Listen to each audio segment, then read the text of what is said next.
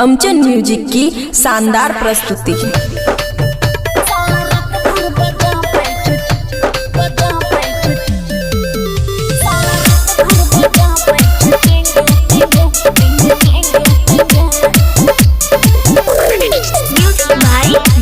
खुशी recording studio बलुआहा।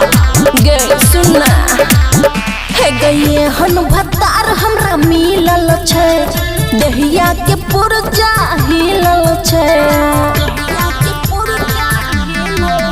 है गए हन भतार हमरा मिलल छै, दहिया के पुरजा हिलल छै।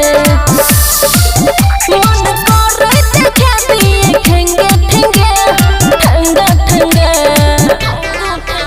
इत सीखने छै गुण धके दोनों बैलून। साला रात भर बजाबै छै टेंगे टेंगे टेंगे टेंगे टेंगे टेंगे टेंगे टेंगे टेंगे टेंगे, इत सीखने छै गुण धके दोनों बैलून। साला रात भर बजाबै छै टेंगे टेंगे टेंगे टेंगे टेंगे टेंगे टेंगे टेंगे टेंगे टेंगे।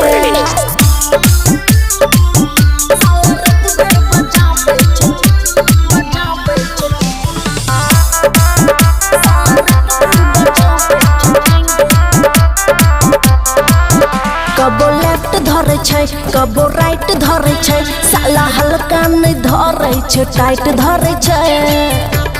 गए सुनना कबो लेफ्ट धरे छै कबो राइट धरे छै, साला हल्का नहीं धरे छै टाइट धरे छै।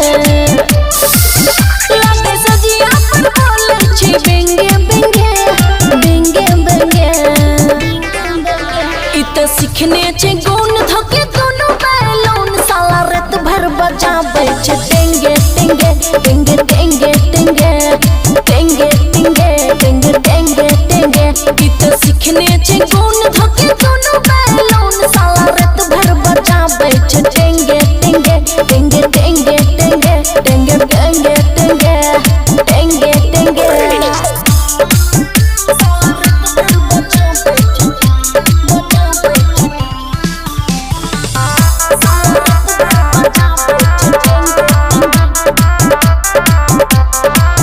हमरा करे मजबूर नहीं रहे तनी दूर, हम केतनो करे छी माई माई लूहुर। हमरा करे मजबूर नहीं रहे तनी दूर, हम केतनो कहे छी माई माई लूहुर। कहे सोना किस करिया देंगे देंगे देंगे देंगे, इत सीखने छै गुण धके दोनों बैलून। साला रात भर बजाबै छै टेंगे टेंगे टेंगे टेंगे टेंगे टेंगे टेंगे टेंगे टेंगे टेंगे, इत सीखने छै गुण धके दोनों बैलून। साला रात भर बजाबै छै टेंगे टेंगे टेंगे टेंगे टेंगे टेंगे टेंगे टेंगे टेंगे टेंगे। खुशी रिकॉर्डिंग स्टूडियो बलुआहा।